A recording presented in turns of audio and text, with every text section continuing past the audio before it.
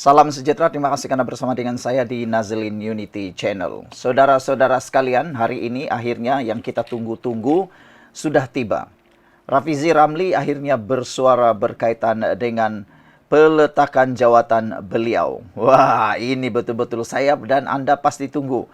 Saya tertanya-tanya apa yang akan dibuat oleh Rafizi selepas dia letak jawatan. Semua orang menduga mungkin Rafizi akan cipta parti baru, mungkin dia akan ikut parti baru, mungkin dia akan bergabung dengan Khairi Jamaluddin, macam-macam lah. Yang paling tak logik sekali ialah kepintaran Papa Gomo atau Seazri. Dia kata Rafizi Ramli akan tarik sokongan kepada Anwar Ibrahim. Ini paling tak logik punyalah di muka bumi. Nick Nazmi sudah pun memberikan beritahu bahwa mereka tidak akan hianati PKR. Mereka tidak akan keluar daripada PKR. Jadi pembohongan dari Papa Gomo tidak perlulah kita percaya. Oke, saya nak kongsi dengan Anda semua apa plan. Ini adalah maklumat yang kita baru terima daripada sumber sahih yang paling penting, yang paling kita boleh percayai. Apa plan Rafizi Ramli selepas ini? Dia sudah nyatakan baru beberapa menit yang tadi kita duluan dapat maklumat itu. Tapi sebelum saya kongsikan dengan itu, Anda dengar dululah saya punya perkongsian ini. Ini adalah produk For Life Transfecta atau TF. Saya kongsi dengan Anda sebab sekarang ini saya adalah salah seorang daripada businessman produk ini. Oke lah, kalau kamu marah tak apa. Tapi jangan marahlah, kongsilah saja kan. Dan sokonglah. Sokonglah bisnis kawan-kawan kita nih. Kalau bukan kita siapa lagi kan? Oke lah. Produk ini produk yang bukan obat, tetapi dia meningkatkan daya imun badan kita. Sebab paling ringkas saya boleh cerita, kita sakit karena imun badan kita jadi lemah. Ada banyak yang boleh masuk dalam badan kita kalau imun badan kita sudah lemah. Orang kampung kata imun itu macam antibody lah, lebih kurang macam itulah. Produk ini adalah produk yang terbaik, saya sayang produk ini. Sebenarnya saya sudah lama kenal produk ini, tapi lama saya tak makan karena tiada masalah kesehatan. Selepas ada masalah kesehatan baru kita makan dan sembuh pula kan. Jadi salah lah kalau tak kongsi dengan Anda. Produk ini meningkatkan daya imun badan kita. Kalau imun badan kita sehat, semua penyakit pun boleh diselesaikan. Itulah kata kunci dia yang paling menarik perhatian saya. Kenapa saya suka dengan produk ini. Beli cepat, baru sebentar tadi saya berkongsikan produk ini dengan seorang wanita, seorang lelaki, dan juga seorang remaja. Mereka bertanya tentang penyakit lemah tubuh badan. Mereka kata sejak akhir-akhir ini mereka lemah tubuh badan, terutamanya selepas kena vaksin. Itu bukan salah vaksin. Saya tak nak cakap tentang vaksin atau seterusnya. Tapi yang paling penting ialah apa yang kita boleh buat. Kuatkan semula daya imun dan ajar imun badan kita menjadi kuat. Jadi siapa yang berminat, tak nak cerita panjang sebab saya nak cerita tentang Rafizi Ramli selepas ini. Kamu beli produk ini, saya kongsikan dengan Anda link nomor telepon yang tertera ini. Hubungi melalui WhatsApp. Oke, baik. Kita cerita dulu tentang politik sekarang. Rafizi Ramli akhirnya bersuara mendedahkan pelan terkini beliau. Sudah tentu Rafizi Ramli adalah seorang yang bijaksana. Beliau bukan orang yang bodoh-bodoh yang akan letak jawatan dan pergi begitu saja. Takkanlah dia tinggalkan perkara itu begitu saja kan. Rafizi Ramli tidaklah sebodoh seperti yang dinyatakan oleh orang-orang tertentu. Rafizi Ramli jauh lebih pintar daripada kebanyakan menteri, kebanyakan orang tua, kebanyakan orang muda, kebanyakan orang ahli politik yang ada dalam Dewan Undangan Negeri maupun di Parlimen. Jadi saya percaya ini adalah kesempatan untuk Rafizi bangkit semula. Ini pelan Rafizi yang kita baru terima sebentar tadi. Kata Rafizi, tak masih bising, tak payah bising-bising. Saya dah mula cuti hari Rabu. Misi sekarang nak reply beribu-ribu message dan sama sembang dekat X, kata beliau. Saya memang dah plan apa nak buat sekarang lepas ni. Tapi biarlah semua orang tenang dulu. Raya haji dulu katanya. Apa-apa saya kongsi kemudian. Potensi sebenar negara adalah Rafizi kata rakyat biasa. We have to go back to harness this potential katanya. Menteri Ekonomi Datuk Seri Rafizi Ramli memberi bayangan sudah mempunyai perancangan sebaik sahaja cutinya tamat pada 17 Jun depan. Bagaimanapun, ahli Parlimen Pandan itu enggan mengulas lanjut mengenai perancangannya selepas ini, sebaliknya akan berkongsi apabila tiba masanya. Jadi apakah perkongsian dan rancangan revisi itu? Cuba teka. Anda boleh tolong tulis dalam ruangan komen di konten ini. Kata Raffizi, saya memang dah plan apa nak tumpu selepas ini. Tapi biarlah semua orang tenang, sambut Hari Raya Haji dan sebagainya dahulu. Apa-apa saya kongsi kemudian, katanya. Menerusi hantaran di laman X pada Jumat, Raffizi pada Rabu mengumumkan sudah menghantar surat peletakan jawatan daripada Jemaah Menteri dan Perdana Menteri Datuk Seri Anwar Ibrahim berkuat kuasa 17 Jun 2025. Bermula hari sama juga, beliau akan menghabiskan baki cuti tahunan hingga 16 Jun depan. Selepas pengumuman peletakan jawatan Raffizi, Menteri Sumber Asli dan Kelestarian Alam, Nik Ahmad turut mengikut jejak sama berkuat kuasa 4 Julai ini. Susulan itu, Anwar dilaporkan telah menerima surat permohonan cuti dan pengunduran sebagai anggota kabinet daripada Raffizi dan Nik Nazmi. Pejabat Perdana Menteri PMO dalam kenyataan memaklumkan setelah meneliti perkara itu, Anwar bersetuju meluluskan permohonan cuti mereka. Raffizi berkata sepanjang tempoh cuti, beliau mengambil peluang untuk membalas mesej selain turut serta dalam perbualan di media sosial. Kata Raffizi, saya dah mula cuti hari Rabu. Misi sekarang nak balas beribu-ribu mesej dan sertai sembang dekat X, jelas Raffizi. Beliau menegaskan kepercayaan terhadap potensi rakyat Malaysia merupakan tonggak utama pembangunan negara. Potensi sebenar negara adalah rakyat biasa. Kita perlu manfaatkan potensi ini, katanya. Lanjut. Sementara itu, di ruangan komentar, Raffizi turut diminta untuk mewujudkan akaun khas untuk kucing peliharaannya, namun beliau berkata ia mustahil untuk dilaksanakan kerana sukar mengambil gambar dan video kucing. Selain itu, pengguna media sosial turut menyarankan agar Raffizi mengemaskini berkaitan usaha penurunan berat badan. Bagaimanapun, Raffizi membalas komen itu dengan menyatakan perjalanan penurunan berat badan adalah sulit. Raffizi, memang hebatlah dia ni kan, membalas mesej pun agak lucu, penuh dengan teka-teki dan penuh dengan drama yang paling hebat. Walau bagaimanapun, pelan Raffizi ini sudah mula tersebar dan kita tunggulah nanti apa yang akan beliau buat. Adakah betul ramalan netizen bahawa Raffizi akan meneruskan letak jawatan? Ataukah benarkah Raffizi hanya berlakon? Atau benarkah Raffizi akan keluar parti PKR? Atau benarkah Raffizi akan membuat parti yang baru? Kita tunggulah nanti. Okey, sebelum kita berpisah, ini produk yang saya kongsi tadi dengan kamu. Pastikan kamu beli yang betul. Ini lulus KKM dan halal, juga digunakan di seluruh Malaysia dan seluruh dunia. Cepat beli. Jangan tunggu lama-lama. Nanti menyesal. Jumpa lagi. Salam sejahtera, terima kasih kerana bersama dengan saya di Nazilin Unity Channel. Saya suka membacakan kepada anda satu komen daripada pengulas politik yang saya suka dan beliau ialah pengikut dalam channel saya. Dia kata, dia sangat menyukai channel saya dan dia mencadangkan Raffizi dikekalkan sebagai Menteri Ekonomi walaupun tidak lagi sebagai timbalan Presiden PKR.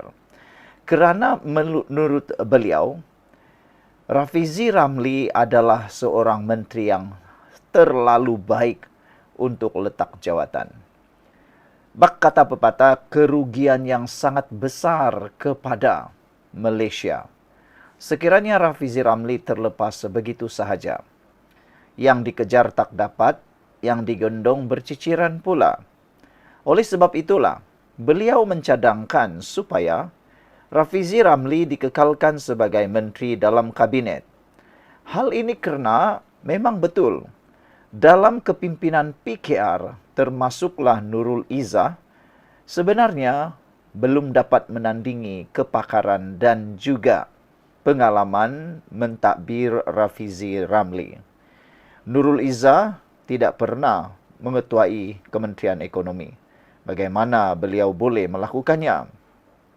Dan sesuai dengan apa yang diberikan oleh pendapat oleh penonton di channel saya ini, dia kata dia belum nampak lagi ada yang betul-betul kompeten berbanding Rafizi untuk urus ekonomi. Dia kata Johari Ghani dan Khairi Jamaluddin pun tidak setanding atau setara dengan pengetahuan dan kebolehan Rafizi Ramli. Itu komen daripada seorang netizen yang memberitahu beliau sangat mengambil berat tentang Rafizi. Sekarang bagaimana pula dengan pendapat Anda semua? Adakah Rafizi patut dibiarkan seperti cadangan Nazri Aziz? Dia kata tak perlu pujuk Rafizi, biar dia letak jawatan saya saja. Saya secara pribadi tidak bersetuju langsung dengan cadangan Nazri Aziz. Perlu dilakukan sesuatu, jangan biarkan Rafizi Ramli hilang begitu saja. Okeylah, sebelum saya teruskan ulasan ini, izinkan saya untuk berkongsi dengan Anda satu produk yang terbaik yang ada di pasaran yang ini. Saya makan bersama keluarga saya dan produk ini bukan obat, dia hanya memulihkan, menguatkan dan mengajar imun badan kita. Produk ini molekul imun, terapi imun yang memberikan imun kita menjadi kuat semula untuk menentang penyakit. Pendek kata, semua penyakit bermula dari kelemahan imun. Ada juga penyakit kerana imun yang bodoh yang menyerang diri sendiri. Dengan produk ini imun kita jadi kuat dan secara langsung kekuatan atau penyembuhan tubuh badan kita bukan kerana ubat, tetapi kerana pemulihan imun badan kita. Siapa yang ada masalah, boleh berkongsi dengan kawan atau hubungi saya di nombor tertera ini. Dan untuk makluman kamu semua, baru sebentar tadi ada seorang daripada Semenanjung Malaysia, dia memberitahu dia mau makan produk ini kerana dia ada masalah, keluarga dia ada masalah gout dan juga ketumbuhan kanser. Saya sudah cadangkan dan semoga beliau dapat manfaatnya. Baik, kita sambung lagi cerita. Apa yang dicadangkan oleh rakan sahabat di dalam channel ini sebenarnya telah pun dikemukakan lebih awal oleh penganalisis politik terkenal Malaysia, yaitu Chee Yee Mun. Beliau kata, ahli-ahli parlimen PKR tidak cukup kualiti untuk menggantikan Rafizi Ramli dan Nik Nazmi jadi menteri.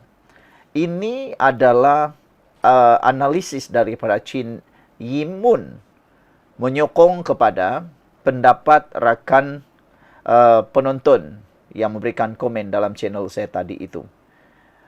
Jadi apabila Nazri Aziz memberikan komen, dia kata biarkan Rafizi, jangan pujuk. Kelihatannya di sana seakan-akan ada mesej tersirat, ada udang di sebalik batu.